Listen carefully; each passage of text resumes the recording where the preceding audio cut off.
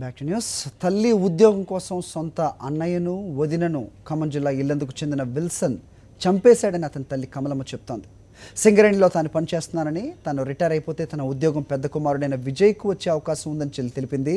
ఈ నేపథ్యంలోనే తరచూ ఆ ఉద్యోగం కోసం ఇంట్లో విల్సన్ గొడవ పడేవాడట. రాత్రి కూడా ఇంట్లో గొడవపడి తెల్లవారుజామున రోకలి బండతో కొట్టి అన్నయ్యను గొంతు కోసి వదిన సులోచన చంపేశాడని కమలమ్మ ఆరోపిస్తోంది. కొన్నాళ్లుగా పని పాట లేకుండా విల్సన్ జులాయిగా తిరుగుతుండడంతో అతని భార్య పుట్టింటికి వెళ్ళిపోయిందని తెలిపింది. తల్లి ఉద్యోగం తనకొస్తే భార్య కాపురానికి వస్తుందనే ఉద్దేశంతో విల్సన్ ఈ దారుణ హత్యలకు పాల్పడ్డాడని కమలమ్మ చెప్తోంది.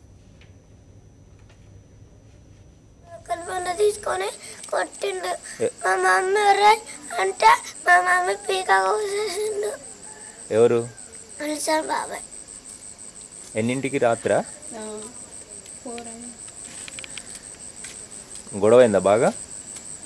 నా భార్య అంటుంది బాయ్ పని నీకు వస్తుంది అని అంటుందంటే, సరే అయ్యా మరి హెడ్ ఆఫీస్ కాడికన్నా ఈ జిమ్ ఆఫీస్కి పోదాం నాన్న.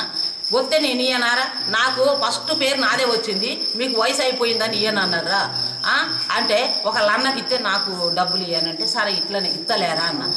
ఎప్పుడు లేచినో తెలియదు, అప్పటికి ఏమైనా ఏం పెట్టి కోసిండో కూడా మాకు తెలియదయ్యా. మేము నిద్ర మీద ఉన్నాం, అవతల రూములు ఉన్నారు వాళ్ళు, మెడకాయ ఏమైనా కోసిండేమో, ఈయన రోకల పండు పట్టుకొని ఈయన కొట్టిండేమో.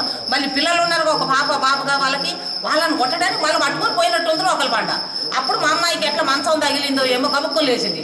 అమ్మ రోకల పంట పట్టుకొని అన్న దగ్గరకు పోతాడు, కొట్టడానికి పోతాడంటే గబుక్కొని లేచాను. నేను లేచి ఇరుకుపోయి పట్టుకుంటే నన్ను కొట్టబోయాడు. తలకాయ బాగలు కొట్టబోయేసరికి పట్టుకొని అటు ఇటు పెనుగులు ఆడి, ఏందిరా నువ్వు ఏమో అన్నాను కొట్టబోతాడు, రోకల పంటతో చచ్చిపోతాడు, అప్పుడు కొట్టింది మాకు తెలియదు అని రోకల పంట తెచ్చి ఉరుకుతాడు. ఉరికితే నేను అనుకున్న అవతల ఇంట్లో పోయి ఇంకేమన్నా పట్టుకోతాడేమో కొట్టడానికి అని నేను అనుకుంటాను. వీడు పరా